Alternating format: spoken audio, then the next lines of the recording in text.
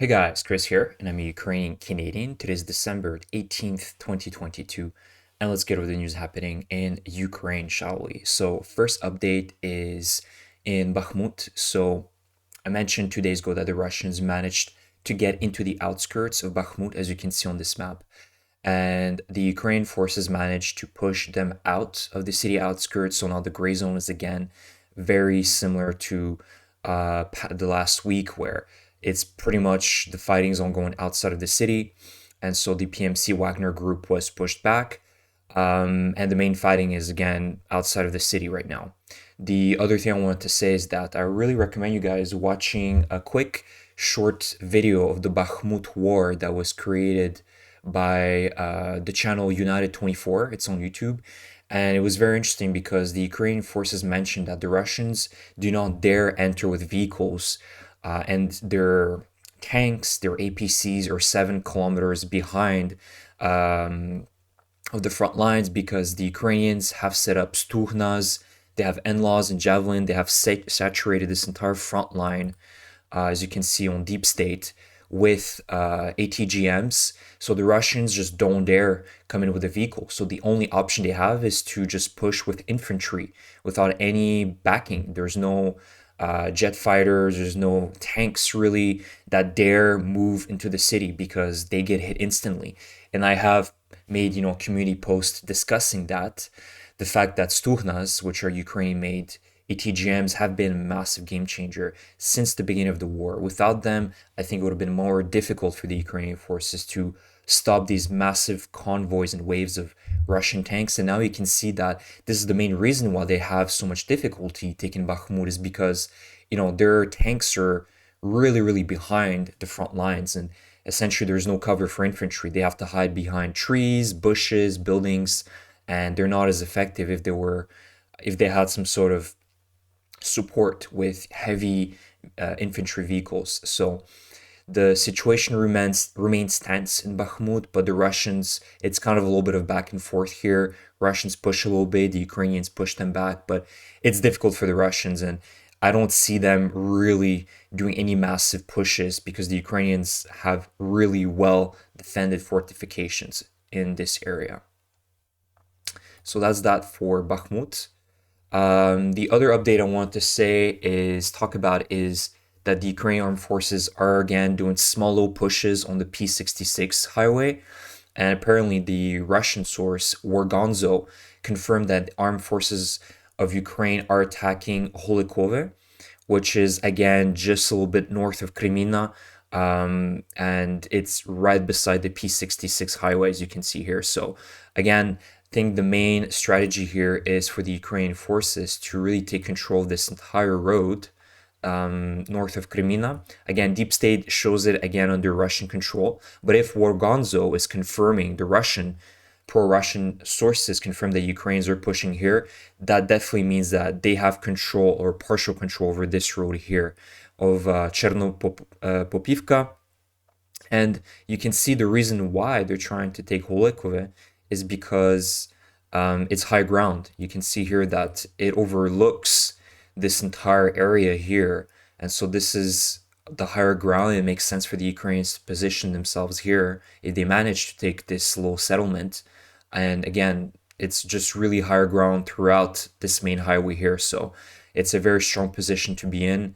And the same north of Svatove, there is a lot of, fighting back and forth here around this area north of Svatove.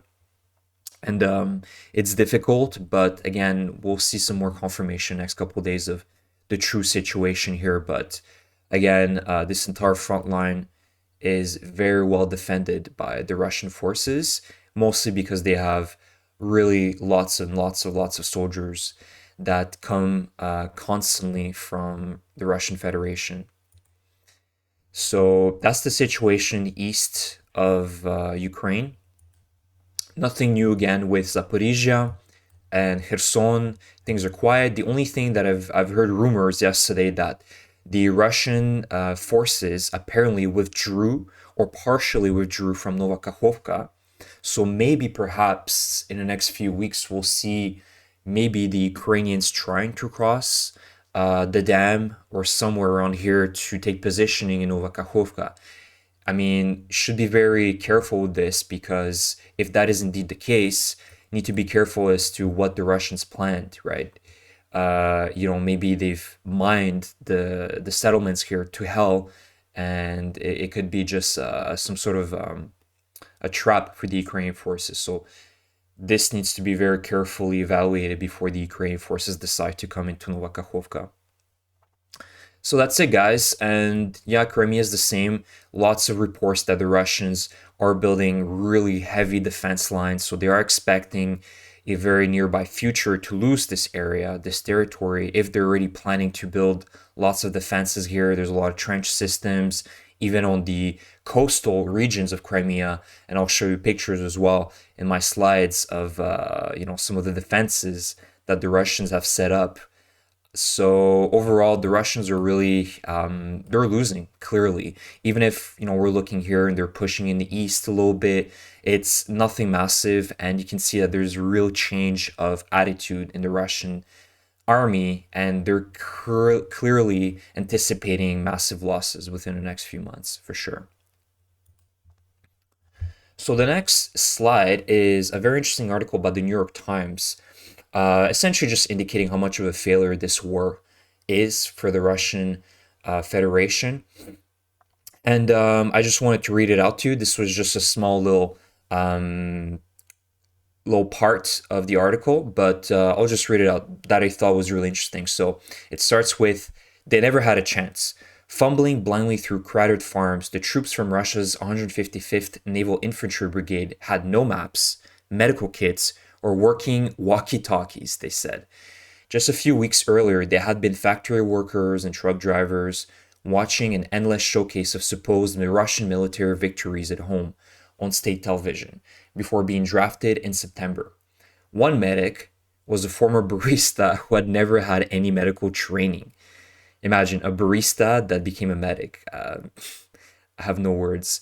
Now they were piled onto the tops of overcrowded armored vehicles, lumbering through fallow autumn fields with Kalashnikov rifles from half a century ago and virtually nothing to eat, they said. Russia had been at war most of the year, yet its army seemed less prepared than ever.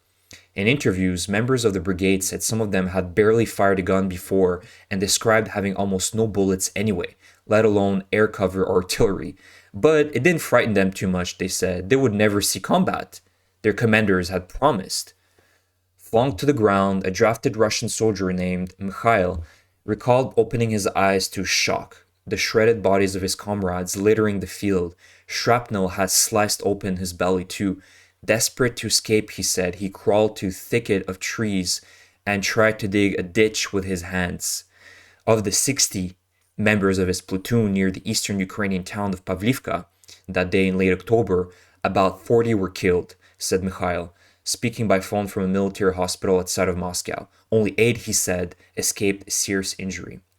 So that is very telling. And this, I think, was the video that I showed you guys a few weeks ago, where the Russians went headfirst into Pavlivka. And this was supposedly an elite 105th Naval Infantry Division brigade that went headfirst into Pavlivka. And there was, there was no planning behind it. It was clear they just went headfirst into this little settlement and they were destroyed. Now they control it, but they did multi-day attacks here, and there's been so much destruction of the Russian forces here. It's deadly, and you can see here. This is just a little picture from the New York Times that these Russian soldiers had Soviet-era maps of Ukraine and Belarus. So this is like from back, at the earliest, the 1990s. They had these maps. They couldn't even afford, decent modern day maps of, a real indication of what the road system was. Instead, they had just old, ancient technology, and they couldn't even afford walkie-talkies. So this is the state of the Russian army. How can you expect them to win this war when they're planning to mobilize even more soldiers in the future? And, already that the state of affairs is terrible right now. I can only imagine next year how it's going to be. So that's that for this article. Really interesting. And this is as I've said in my previous couple minutes ago about the Russians building defense lines in Crimea. Well, this is another picture of the coastal line on the beaches. Nothing better than seeing a good old dugout on your favorite Crimean beach. I'm sure this really boosts the morale of the population. And I've actually seen as well, there was some sort of explosion that happened yesterday in Simferopol, and more people were leaving Crimea. More people were heading to the Kerch Bridge to go back to their homeland, as it should be. So overall, things look very dire for the Russians. And again, a lot of them are going to be traveling back to Russia because nobody wants to be fighting this war. So Crimea is going to become a very empty space, and perhaps it's going to be easier for the Ukrainian forces eventually to push here. But Crimea is really the last phase of this war, and it's definitely going to be the most difficult phase as well for the Ukrainian forces. We should not be lying to ourselves. So that's it for Crimea and their very effective defense systems, as you can see here. So I have a few videos. So this is really the product of the brainwashing from Solovyov and all the other propaganda people in Russia, and how they really managed to brainwash an entire Russian society. Let's see what this lady has to say about what's going on in Europe. They have 85 genders instead of male and female. They have public houses for zoophiles. They made pedophilia illegal. They're trying to make incest normal too in Europe. In EU, they force kids to choose gender. If a kid won't do it, they'll take his kid from family. They'll take them from the family if they don't choose their genders. This child will be given to homosexual families. What can be negotiated with these zoophiles? So, yeah, guys, this is a true belief, and I'm not saying it's perhaps the majority of the Russian people, but a really large amount of Russian people truly believe it. And you can see that, this is an old lady that clearly can have some sense of critical thinking, yet there is none, right? There is no, let me see what the other side is, or what is really happening in Europe, maybe trying to find the facts. These people just are glued to their TVs in Russia, and they really swallow whatever is told to them. They hear something, they'll believe it. So unfortunately, this is what Ukraine has to be fighting against, and this has become like a virus within Russia, where they truly think that the West and the European Union is a parasite that they need to get rid of, and that this is a holy war for them. And another, insane video, but this is Ded Moroz, the, Eastern European Santa Claus, and he's here giving his blessing on a BTR-82A, Russian BTR-82A. What is there to say here? Waving his hand, Yes, Santa's going to war in Russia, apparently. Just more propaganda from the Russian side. I mean, even the kids now in school are constantly getting visits from Russian soldiers, making them, wear bulletproof vests and weapons, and showing them how bad the Ukrainian people are. It's a whole propaganda machine working in Russia, and these people just really swallow it. The majority of Russians do swallow it. They believe it, and this is why I have lost any hope in the Russian people trying to stop this in the nearby future, unfortunately. So that is it, guys, for today. Thank you for your support. If you haven't subscribed to my channel, please do so if you really like my content. And yeah, let me know what you think about this entire Russian propaganda I've been showing you. And thank you so much, and I will see you in the next video. Take care.